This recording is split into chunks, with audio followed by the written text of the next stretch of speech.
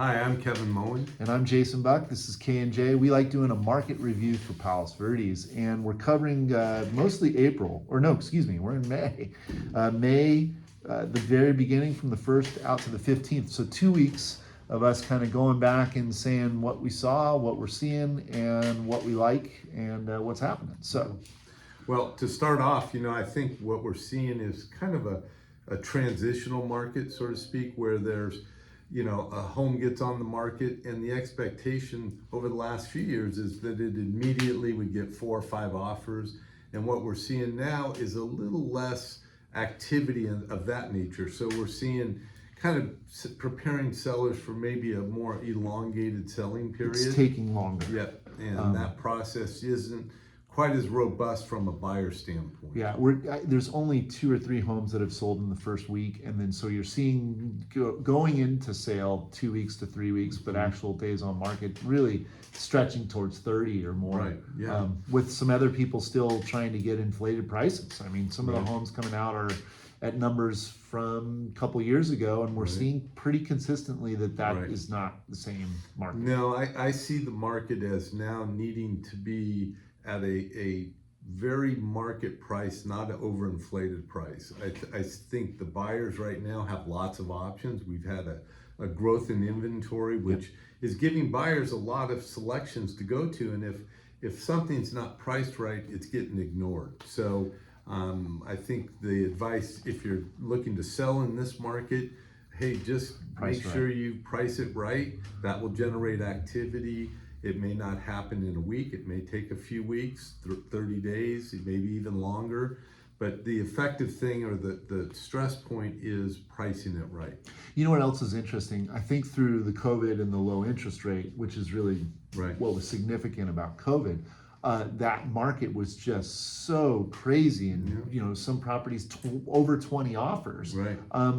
It's kind of skewed the agents, because there's not as many people now that are willing to just go after listings. We don't get a lot of low balls unless you're an investor that's giving you something that they never even saw the property. I get several offers like that where people are just maybe even AI offer, just trying to throw something at it. But the people that are genuine, going to open houses and looking, it seems to they're not ready to just say, hey, let's try this or work it out. It's kind of interesting. Yeah, it's definitely a shift in the market, and you just got to adapt to it, both from a buyer side and a seller side. And so, as an indicator, this is going to be a pretty interesting one to see how it goes. We're looking at 16 Crestwind, and that's a 5-bedroom, 3-bath with 3,160 feet, but listed at that $900 a square foot range, not $1,000. And if it needs work, we're seeing them in the 8s. This home is pretty clean. The kitchen's clean. It's got hardwood throughout, flat,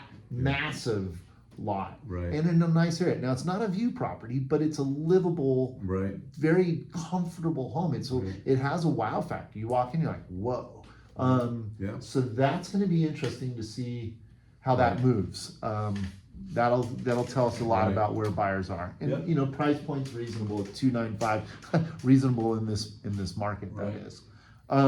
Couple other things that we saw happen pretty quickly. There was one that came out on Whitley Collins that sold in 5 days, and we saw that Phantom that came out at 1.5 a couple weeks ago go into escrow pretty quickly within a week. So those are the ones that sold. Phantom, obviously, because of the price at 1.5. Whitney Collins, I think it was value because it was a nice house.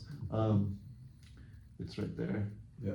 So, 4-bedroom, 2,400 feet, but look at the dollar per foot. It's basically 800.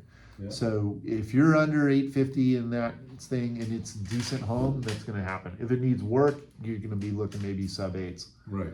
Yeah, I think that our barometer of $1,000 a square foot was where we were at. It's maybe not where we are today unless you have an exceptional property. And so if we carry that into Palos Verdes Estates, because each area is really different, and that's why being a local and knowing these different pockets makes a big difference. But take Granada Bay, for instance. That $1,000 a foot, which was pretty consistent throughout the whole hill during the COVID days. Granada Bay was going 1,300 or more for no view. And those numbers have also come quite a bit down. Yeah, I've got a new listing that You know, it's a beautiful mid-century modern with a pretty good degree of view. But I'm looking at that $1,000 price point is maybe not being achievable today. So we're probably going to be a little bit under that. For Lanada Bay, that's attractive. Yep. And that's our hope, is that we generate quite a bit of activity and get something going on it. To talk about some numbers, if we look at the first week of May, the active homes, we had 33, we had 16 go into escrow, and we had 10 sales. And then if you jump to last week, we had 32 new homes, 18 into escrow, and 10 sales. Pretty fairly consistent market, even though it feels like we're not as busy. Right. But those numbers align with what we've seen over the last 3 months. Right. Except for February, where February was really cranking with double the amount of homes going into escrow. But the other thing that's kind of exciting right now that I was pleased about, I was going after a real big listing, and I got a somewhat reasonable number for insurance. Right. Yeah, that's big. That's big. We both have a really good contact right now, and insurance, 2 months ago was a very scary topic. I mean, for the big homes, anything over 3.5 to 5 mil, you're looking at $40K or more. I've even heard of quotes up to 100.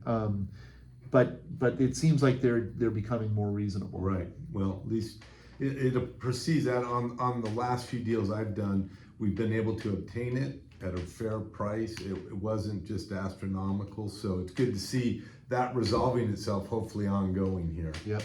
The other element too is we're still dealing with high interest rates, and one strategy a buyer could employ with that, or even a seller trying to sell their house as incentive, is to create a buy down scenario, meaning that a loan rate, for example, is 6.5%, and our affordability is really 6.25 or something like that. Well, you can pay more up front for your loan, pay additional points to buy down that rate.